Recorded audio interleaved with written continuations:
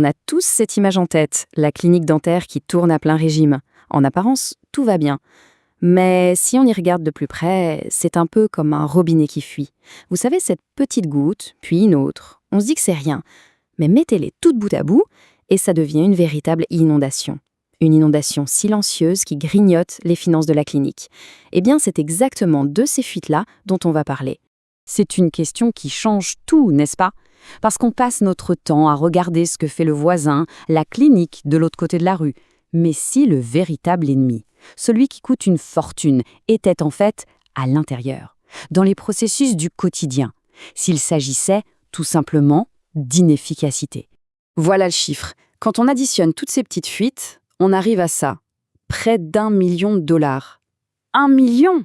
Et attention, ce n'est pas le chiffre d'affaires d'un concurrent, non. C'est de l'argent qui devrait être dans les comptes de la clinique. De l'argent qui s'évapore, qui passe entre les mailles du filet. Alors, la question c'est, d'où vient cet argent? On va regarder ça en détail. Comment est-ce qu'on peut bien en arriver à un chiffre aussi énorme? La réponse est assez simple en fait. Ce n'est pas une grosse hémorragie, non. C'est plutôt la mort par 1000 coupures. Des petites fuites cachées dans le quotidien, dans les habitudes, des choses si familières qu'on ne les voit même plus. Bon, il est temps de mettre la lumière dessus. On a identifié 5 failles majeures. 5 scénarios qui, on le voit, se répètent dans la quasi-totalité des cliniques. Et c'est la somme de ces 5 problèmes qui creuse ce trou d'1 million de dollars. Je suis quasi sûre que plusieurs d'entre eux vont vous sembler, très familiers. Allez, on commence avec le grand classique. Numéro 1, l'épidémie des rendez-vous manqués. Ah, celui-là, tout le monde le connaît. Le fameux no-show. Le patient qui, tout simplement, ne vient pas. On imagine la scène. À la réception, on essaye de confirmer les rendez-vous pour le lendemain, mais entre les téléphones qui sonnent, les patientes à accueillir, c'est juste mission impossible. Une vraie bataille perdue d'avance. Et en chiffres, ça donne quoi? Ça donne ça. Un taux de rendez-vous manqué de 12%. 12%, c'est énorme. Ce n'est pas juste un chiffre sur un tableau Excel, Ça veut dire que plus d'un rendez-vous sur 10, pouf, se transforme en un trou dans l'agenda. Et un trou dans l'agenda, au final, c'est un trou dans la caisse. Et voilà la traduction en monnaie sonnante et trébuchante. 250 000 dollars par an. Chaque jour, c'est à peu près 1000 dollars qui partent en fumée. Sur l'année, ça s'accumule pour atteindre un quart de million. Un quart de million de dollars, juste pour des chaises qui restent vides. C'est fou quand on y pense. Deuxième fuite, le patient fantôme. Parce que oui, les chaises vides, ce n'est pas que les rendez-vous manqués. Il y a une fuite beaucoup plus subtile. C'est le patient qui vient, qui fait son nettoyage, il paye et puis il disparaît. Il s'évapore. Il ne reprend pas rendez-vous et comme personne ne le relance activement, il sort tranquillement du radar. Personne ne s'en aperçoit vraiment avant qu'il ne soit trop tard.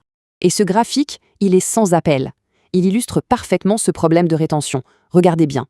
Presque la moitié des patients, 45% pour être précis, ne reviennent jamais pour leur nettoyage. C'est énorme. Réfléchissez-y une seconde. La base de données peut être remplie de milliers de noms. Mais si près de la moitié sont en fait des fantômes, des patients inactifs, c'est un problème colossal. Et le coût de ces patients fantômes, vous vous en doutez, il est lourd. 350 000 dollars par an. C'est la plus grosse fuite de toutes. Et c'est là toute l'ironie de la situation, non? Perdre des centaines de milliers de dollars parce qu'on n'arrive pas à faire revenir des gens qui connaissent déjà la clinique, qui lui font déjà confiance, c'est de l'argent qui est littéralement sur la table. Troisième problème, l'appel sans réponse. Imaginez la scène. Un lundi matin, c'est souvent le chaos. On a 2 personnes à l'accueil pour, 6 dentistes. Les téléphones n'arrêtent pas de sonner. C'est les urgences du week-end, les annulations de dernière minute, les confirmations à faire. Et le résultat, c'est que près d'un appel sur 3, il n'obtient jamais de réponse. Et là, cette phrase dit tout. C'est limpide et c'est brutal. Un appel manqué, ce n'est pas juste une occasion ratée. Non, c'est une porte grande ouverte vers la concurrence.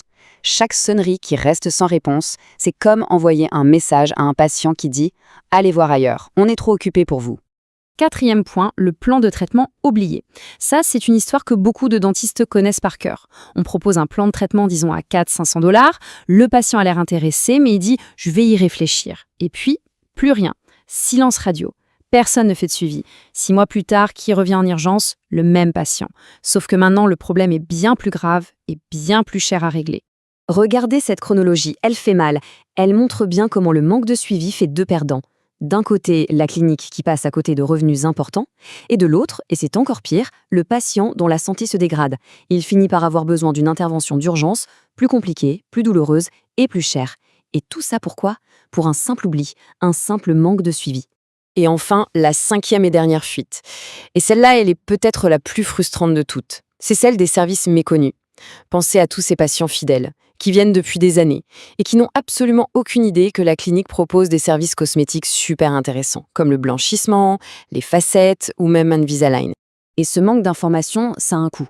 80 000 $ par an. C'est un véritable trésor qui dort dans la base de données. Un trésor qui reste là, enfoui, juste parce qu'il manque une communication ciblée pour le déterrer.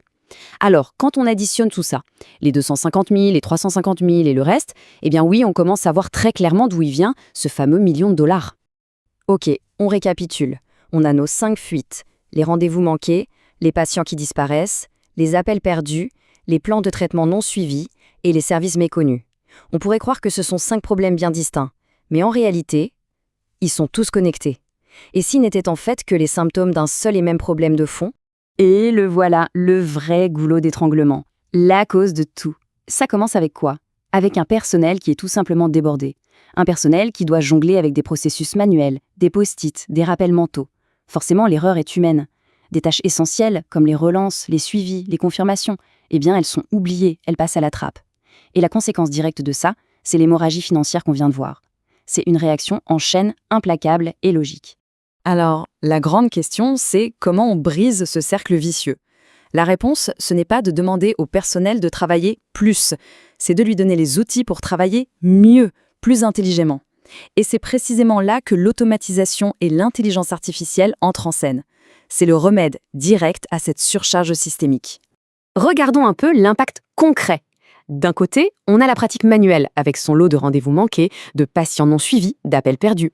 De l'autre, la pratique automatisée. Pour chaque problème, une solution, des rappels automatiques qui marchent vraiment, des communications ciblées pour réactiver les fameux patients fantômes, et même un agent téléphonique IA pour qu'aucun appel ne soit plus jamais manqué. En gros, on passe d'un mode où on est toujours en train de réagir à un mode où on est proactif. Et ça change tout. Évidemment, mettre ça en place, ça ne s'improvise pas. C'est un vrai métier. C'est pour ça qu'il existe des spécialistes comme l'agence Les Communicateurs, qui nous ont d'ailleurs fourni les chiffres pour cette analyse. Leur job, c'est justement de bâtir cette infrastructure d'IA, de la construire sur mesure pour qu'elle réponde pile poil aux besoins spécifiques de chaque clinique. Et pour finir, je pense que le plus important, c'est de changer notre façon de voir les choses. Il ne s'agit pas juste de réparer des problèmes ou de colmater des fuites. Non, il s'agit de libérer un potentiel de croissance qui est déjà là, qui est juste sous nos yeux, à portée de main. C'est un concept clé, le revenu capturé. Souvenez-vous du million de dollars qu'on a vu au tout début. Le but, ce n'est pas d'aller chercher $1 million de nouveaux clients, de nouveaux revenus, non. Le but, c'est de capturer ce million qui existe déjà au sein de la clinique, mais qui, pour l'instant, glisse entre les doigts à cause de processus qui ne sont plus adaptés. On va terminer sur cette idée. Tout ce potentiel de croissance, il n'est pas dehors à conquérir. Il est déjà là, bien au chaud, dormant dans la base de données patients. L'unique question qui vaille, c'est est-ce que les outils sont en place pour le réveiller? Parce que la réponse à cette question, c'est là que se cache à la fois le plus grand défi, mais aussi et surtout la plus grande des opportunités.